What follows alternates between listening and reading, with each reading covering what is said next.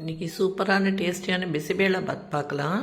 இதுக்கு நான் அவரைக்காய், பீன்ஸு, கத்திரிக்காய், நூல்கோல், கேரட்டு அண்டு சின்ன வெங்காயம் இது எல்லாமே போட்டிருக்கேன். இப்போ துவரம்பருப்பு 1 கப்பு, புளி ஊற வச்சுருக்கேன். துவரம்பருப்பில் கொஞ்சம் வெந்தயம் போட்டுக்கலாம், மஞ்சள் பொடி போட்டுக்கலாம். இது மார்னிங் தோட்டத்தில் அறுவடை பண்ணது. இதுலேருந்து ஒரு கத்திரிக்காய் நான் யூஸ் பண்ணியிருக்கேன். இது எல்லாத்தையும் நம்ம எண்ணெய் விட்டு முதல்ல வெங்காயத்தை போட்டு வதக்கிட்டு மீதி எல்லா காயும் போட்டு நல்லா வதக்கிடலாம் மஞ்சப்பொடி போட்டு. இப்போ நான் கழுவின அரிசி அதில் போட்டுடுறேன். துவரம்பருப்பு ஊற வச்சுருந்தோம் இல்லையா, அதையும் அதில் போட்டுடுறேன்.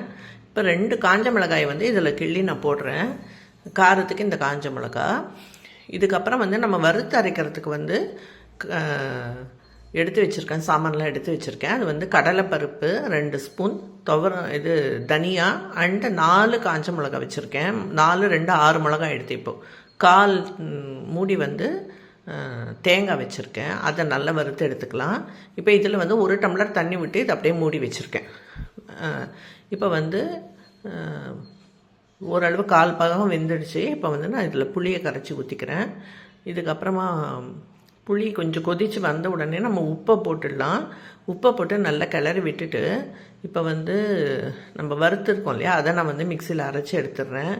இப்போ இந்த ஒரு 1/4 பாகம் வெந்ததை குக்கரில் நான் சின்ன குக்கரில் 2.5 டம்ளர் தண்ணி எடுத்து ஊற்றிருக்கேன்.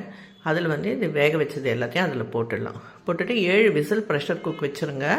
இப்போ தொட்டுக்கிறதுக்கு ரா ஆனியன், பச்சை மிளகா, லெமன் பிழிஞ்சு உப்பு போட்டு வச்சுருக்கேன். ரொம்ப டேஸ்ட்டாக இருக்கும், ட்ரை பண்ணி பாருங்கள்.